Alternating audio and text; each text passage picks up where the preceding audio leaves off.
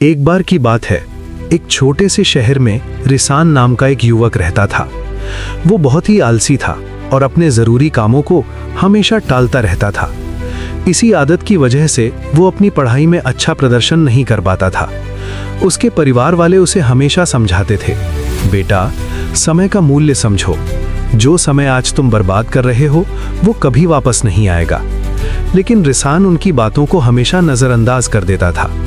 वो सोचता था, अभी तो बहुत समय है, बाद में कर लूंगा। समय बीतता गया और आगे की पढ़ाई के लिए वो शहर चला गया, लेकिन उसकी आदतें नहीं बदली। वो अपना पूरा दिन दोस्तों के साथ मस्ती में बिताता और घंटों मोबाइल पर रील्स देखता रहता। धीरे धीरे उसके सभी दोस्त उससे आगे निकलने लगे, जबकि वो वहीं का वहीं रह गया। एक दिन वो बहुत परेशान हो गया। उसने सोचा कि अब उसे किसी समझदार इंसान से सलाह लेनी चाहिए। उस शहर में एक बुजुर्ग व्यक्ति रहते थे जो बहुत बुद्धिमान और ईमानदार माने जाते थे। लोग दूर दूर से उनसे सलाह लेने आते थे। रिसान उनसे मिलने गया।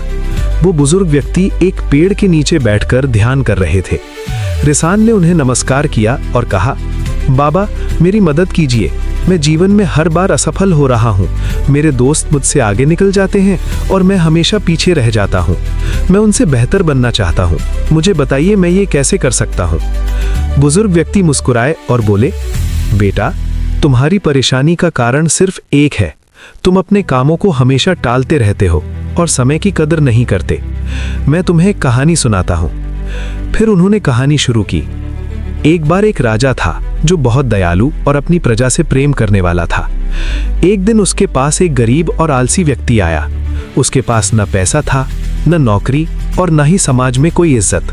वो हमेशा अपनी परेशानियों का दोष दूसरों को देता था। राजा ने उससे पूछा, तुम इतने दुखी क्यों हो? वो व्यक्ति बोला, महाराज, लोग कहते हैं कि मैं कुछ नहीं कर सकता। जब भी मैं नौकरी की तलाश में जाता हूँ, सब मुझे मना कर देते हैं। राजा को उस पर दया आ गई। राजा ने कहा, ठीक है, मैं तुम्हें एक अवसर देता हूँ।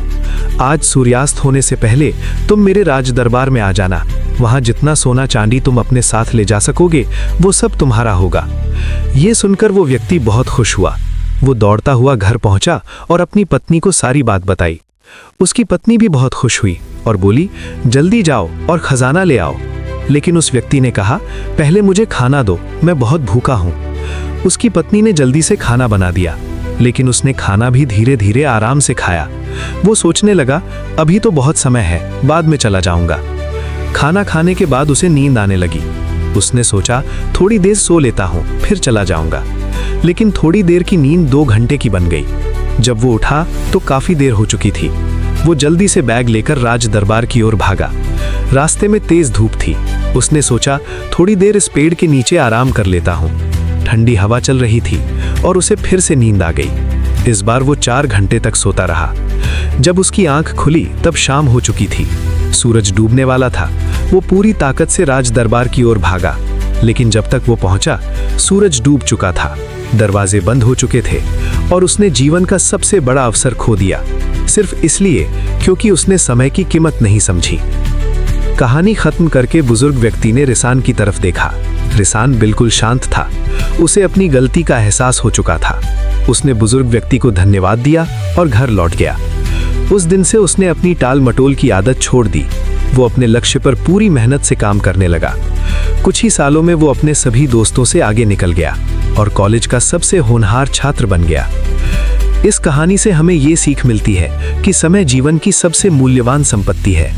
यदि हम इसे बेकार की चीजों में बर्बाद करेंगे तो अंत में पछतावे के अलावा कुछ नहीं बचेगा।